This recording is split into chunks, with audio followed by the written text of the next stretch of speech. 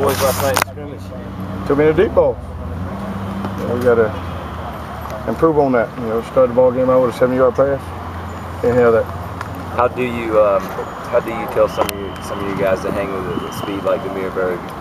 Got to get out of the backpedal early and understand, that's part of the game, knowing your opponent. And if he's faster than you, better get out early. He catch a short pass, let's go back and make the tackle.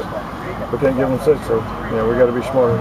We just asked Coach Elliott if he was pleased with the fact that his O-line gets to go against the D-line every day, and if that makes his guys better. Do you feel like your guys get better going against our wide receiver or USC's wide receivers every night? Sure. I mean, you got a big guy that's physical and Alshon, and so we're going to play against big physical receivers in the SEC, and then you got a speed demon like Demir Berg, and who's probably, if not the fastest, he's one of the fastest guys going to be in the SEC, and so if we can face that speed in practice, it's only going to prepare us for the game. Is Marquette, is he put on scholarship? I have no idea. I have no idea about that. I hadn't heard it yet. Coach, what do you have a specific set of rules that you give your guys for example, on trick plays like last night's throw from Ace to D'Angelo in the end zone? Is there anything that you tell your guys on plays like that, or is that just kind of a more of a natural instinct thing? Well, I think it's a couple things involved. If you're playing 3 deep or a deep zone, you need to stay in that deep zone. And the part of that play that was disappointing is they threw the hit screen out to Ace. The guys that played the hit screen stopped and tried to get back in coverage when they need to go force it and make them throw the ball.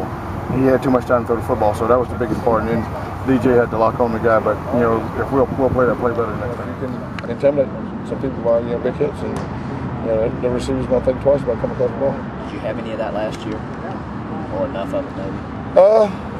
No, I don't recall anybody striking a blow. It's the kind of game I like to play, a physical football game. We want the ball and we want to get turnovers, but you can set the tempo early when you do have a chance to blow somebody out across the middle. Ellis will probably after the second scrimmage they go and decide whether or not to move Devontae back to free. Have you all thought about that at all? No, Devontae will play spur. We feel decently good about the guys that we have right now free, and we moved Kadrick back there, and it'll take him a few practices to learn what we're doing, but he's shown some signs that he could possibly help us. What has Jimmy done to impress you all there? He's done everything we asked of him so far. He make plays on the ball. Great interception today, and skill. Jimmy can be a playmaker for us. Seems like he's gotten a lot of the picks out there during fall practice. Is that accurate? Yeah, that's probably true. Jimmy does. If you're a good free safety, you read the quarterback, you can break on the ball. You should get picks, and that's what we expect of him. Sherrod behind Jimmy, is that right? Yeah, Sherrod is behind Jimmy right now, and Sherrod is trying to play 2 positions, at boundary and at free. But right now he's playing behind Jimmy, and Corey is playing behind DJ in the boundary. Coach, can you talk about some of your young corners and whether or not they'll see much playing time this year? Anybody that you see contributing in any substantial way? Well, again, we're still in the total evaluation state. Ahmad has done really well, but again, you got 2 guys that will be seniors in front of him, and then Marte Maddox has done real well. So, for Ahmad to get playing time, I think we have to have Andrews. I'd love to try to redshirt him, place having 2 seniors at the field corner spot. And then, when Vic is healthy, he's pretty good. And Lamar Marquette has done real well, and Stephon. So, we got some depth at corner, and that's something that we didn't have last year. Is there a timetable for Vic to come back? Well, he came in practice today.